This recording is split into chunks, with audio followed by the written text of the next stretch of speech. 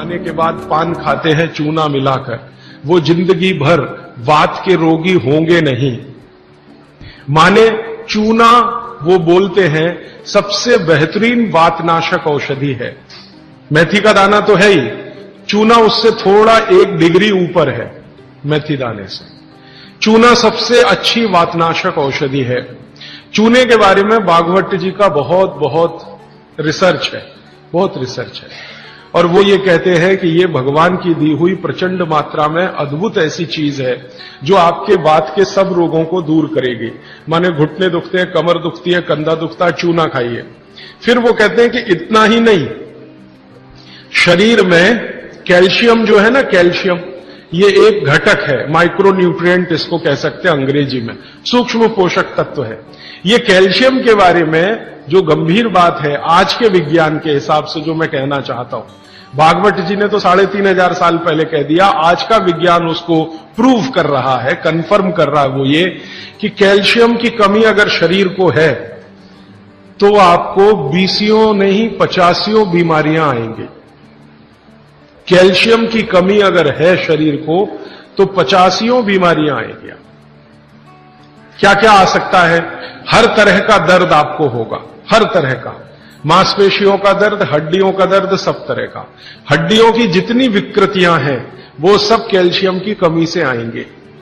हड्डियों के जितने रोग हैं वो सब कैल्शियम की कमी से आएंगे।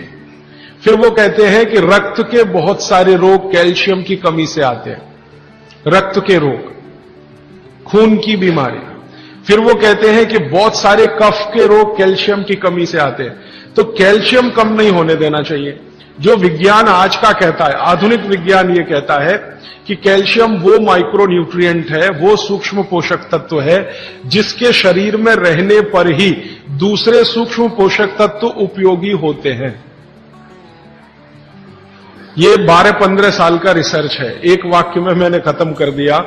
कैल्शियम की उपस्थिति में ही बाकी सभी सूक्ष्म पोषक तत्व उपयोगी होते हैं।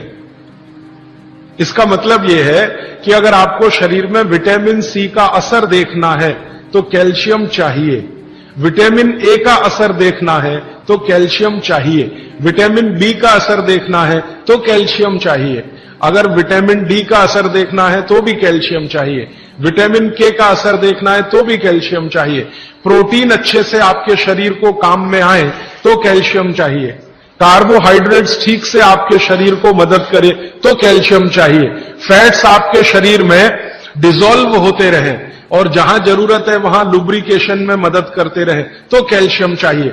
माने समझ लीजिए कि कैल्शियम अगर नहीं है तो शरीर में सब कुछ बीमारियां आने ही वाली है।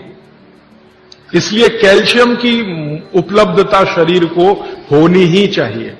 अब इसके बारे में भागवत जी कहते हैं, आधुनिक विज्ञान ने अभी प्रूव किया, भागवत जी पहले ही कह गए कि हमारे शरीर की 40 वर्ष की उम्र तक, 40 से 45 वर्ष की उम्र तक जो कुछ भी हम खा रहे हैं इसी में से हमको कैल्शियम मिलता रहता है। सबसे ज्यादा कैल्शियम आप जानते हैं दूध में है, दूध, फिर दूध के बाद दही, दही के बाद मट्ठा, मट्ठे के बाद मक्खन, मक्खन के बाद घी, इन सब में भरपूर कैल्शियम है। फिर आपने खाया संतरा, मौसम्मी, नारंगी, अंगूर, द्राक्ष, जो भी खट्टे फल, आम वगैरह वगैरह, सब में कैल्शियम भरपूर मात्रा में है। फिर सबसे ज्यादा कैल्शियम फलों में माना जाता केले में है।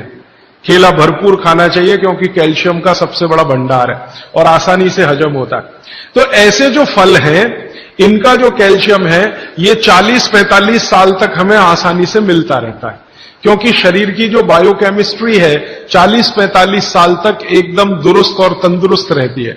जठर अग्नि भी तीव्र रहती है, बाकी सब फंक्शन ठीक है।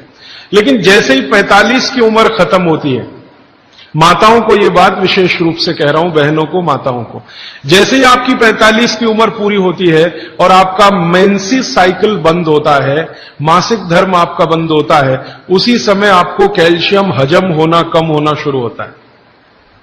आप कितना भी ये सब चीजें खाएं, केला भी खाएं, ये भी खाएं, लेकिन कैल्शियम उतना पूर्ति नहीं करता, क्योंकि कैल्शियम को शरीर में डाइजेस्ट कराने वाला जो हार्मोन है वो तभी तक आपको है जब तक आपकी मासिक चक्र की शुरुआत है। मासिक चक्र बंद होते ही ये हार्मोन कम होता है। आप जानते हैं कई हार्मोन्स कम हो जाते हैं, तो कैल्शियम डाइजेस्ट होना बहुत मुश्किल होता है। तब आपको जरूरत पड़ती है कि बाहर से कैल्शियम लें। इसलिए सब माताएं इस बात को ध्यान दें और इसको गांठ बांध लें कि 45 की उम्र होते ही चूना खाएं, क्योंकि अतिरिक्त बाहर से कैल्शियम उसी से मिलेगा।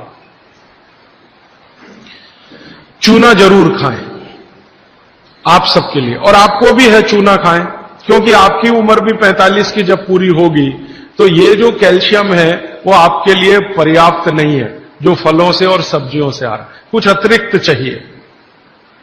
और चूंकि बाकी सब माइक्रो न्यूट्रिएंट्स कैल्शियम की उपस्थिति में ही काम आएंगे, इसलिए इस पर ध्यान दीजिए। तो शायद इसलिए इस देश में एक परंपरा विकसित हुई है पान खाने की। ये पान खाने की परंपरा बहुत वैज्ञानिक है, बहुत ही वैज्ञानिक। जिसने भी शुरू की वो बागवट का पक्का चेला रहा होगा, बहुत समझकर उसने ये शुरू की। और ये अद्भुत है। अद्भुत मैं इसलिए कह रहा हूं कि भारत की सब जातियों में उत्तर से दक्षिण, पूरब से पश्चिम ये परंपरा है। कहीं भी चले जाओ, आप सिक्किम में चले जाओ, अरुणाचल में चले जाओ, वो भी पान खाते हैं। और आप धुर दक्षिण में आ जाओ तो यहां भी है, उत्तर में चले जाओ, कहीं भी चले जाओ। तो ये पान खाना भारतीय सभ्यता का एक बहुत महत्वपूर्ण अंग है जो स्वास्थ्य से जुड़ा हुआ है। बस ध्यान इतना ही रखिए कि पान जो है चूने का ही खाना है। पान जो है चूने का ही खाना है। पान कभी भी कत्थे वाला ना खाएं, क्योंकि कत्था आपके लिए उतना उपयोगी नहीं है। कत्था स्वाद के लिए आप उपयोग करते हैं, चूना औषधि के लिए उपयोग करते हैं। ये बात मैं एक बार पहले भी कह चुका हूं, आज फिर से इसलिए कह रहा हूं कि कुछ नए चेहरे मैं देख रहा हूं। तो आपकी रसोई में मेथी दाना हो गया, चूना हो गया, पान हो गया, फिर पान के बाद आपको जीरा, हींग वगैरह वगैरह, अजवाइन, ये सब हो गई। ऐसी कुल 108 औषधियां हैं। गरीब से गरीब आदमी की रसोई में ये औषधियां हैं, इनका भरपूर उपयोग करिए। एक औषधि के बारे में बागवट जी कहते हैं और भी महत्व की है, दालचीनी। दालचीनी के बारे में बागवट जी कह रहे हैं कि वायु के जितने भी प्रकोप हैं, जैसे दमा, अस्थमा, ये वायु की बीमारियां, अस्थमा, दमा, वात की बीमारियां वायु की, तो इनको खत्म करने में या समाप्त करने में या इन बीमारियों को ठीक करने में बड़ी मदद करता है दालचीनी।